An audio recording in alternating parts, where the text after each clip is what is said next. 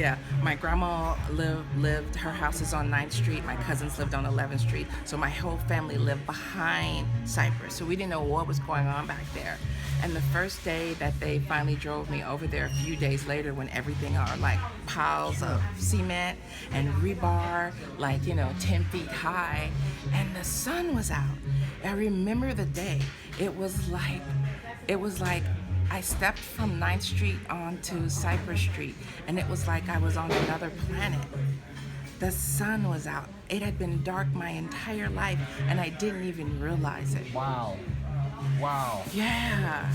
And that is when Oakland That's heavy. took a left turn. That's heavy. Yeah, it's super heavy, right? Wow. That is when Jerry Brown's plan took off. Tin can. Right. Yeah, Right. Points of Light, was Right. it?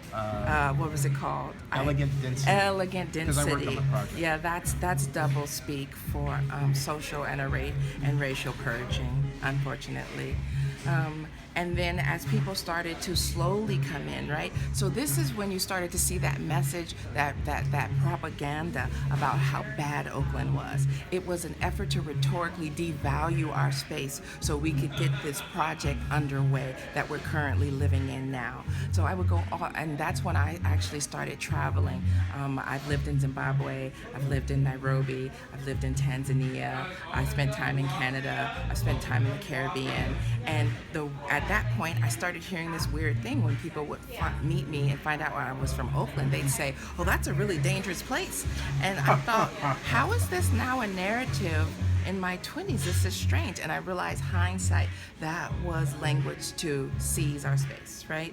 So quietly people began buying up blocks of Oakland, right, to prepare for the moment we're in right now. And then in 2000, after graduating from San Francisco State in Black Studies and Anthropology, and by the way, this pullback has happened all over the Bay Area. So notably, I am one of the last Black Studies majors to come out of San Francisco State University before it was changed to Africana Studies. And Black Studies education is a political and social education to help you understand dynamics and act on them, right? And African Studies education, which I respect, and it's very important. It is a theoretical education, right? And there's a difference. You create a different kind of citizen when you give a political education, right? And this whole body of politically active old heads are a result of a Black Studies education, right?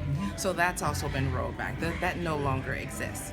So after graduating from San Francisco State in Anthropology and Black Studies, and then teaching in Richmond in an underrepresented school where you see emblematic of the prison pipeline, I went on to Cornell University to do my doctoral work in anthropology, and then later to work for the UN for 2 years as a researcher and a government liaison, right?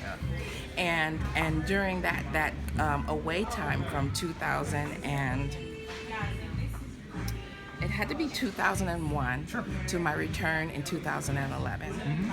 When I came back, I saw a completely different landscape. As I mentioned in the beginning, coffee shops, interesting people, they were cleaning up some of our areas that have been neglected for years, despite the fact of Oaklanders really trying to get City Hall involved in our communities. They were uninterested in our communities. And the key word that people want to think about is Reagan's benign neglect.